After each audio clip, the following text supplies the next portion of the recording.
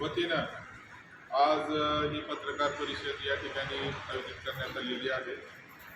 वास्तविक पाहता गेल्या अनेक वर्षाची परंपरा राहिलेली आहे, प्रथा राहिलेली आहे की अंदाजपत्रकीय जी बैठक होते त्या बैठकीनंतर आपण दरवर्षी आपण पत्रकार परिषद घेत असतो आणि या बैठकीमध्ये आपण वर्षभरामध्ये जो काही आपण नगरपालिकेचा कामकाज राहिलेला आहे किंवा पुढचे वर्षभराची जे अंदाजपत्रक जे सादर करण्यात आलेलं आहे त्यासंबंधी आपण या ठिकाणी माहिती देत असतो आणि प्रथा परंपरा गेल्या अनेक वर्षापासून राहिलेली आहे.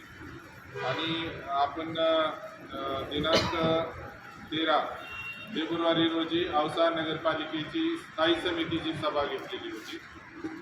त्याच्यानंतर आपण काल औसा नगरपालिकेची अंदाजपत्रकीय विशेष सभा घेतली आणि त्यानंतर आज औसा नगरपालिकेची आपण या ठिकाणी सर्वसाधारण सभा घेतली.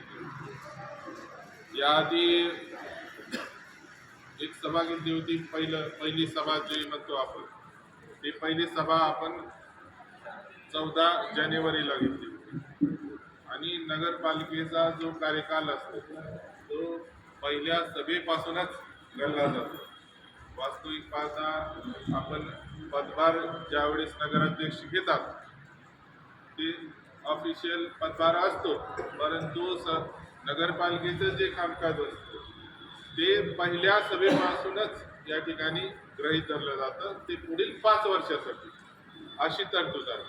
म्हणजे आमचा कार्यकाल दिनांक 14 जानेवारीपासून सुरू झाला. 13 जानेवारीला ही सभा झाली आणि 14 जानेवारीला 13 किंवा 14 जानेवारीला असं गृहीत धरता येईल.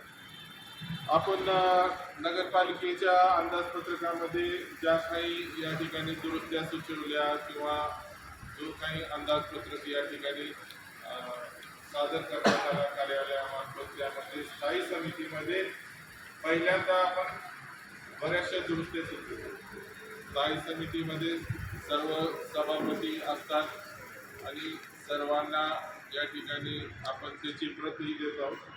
स्थायी समितीमध्ये बऱ्याचशा दुरुस्त्या सुचवल्यानंतर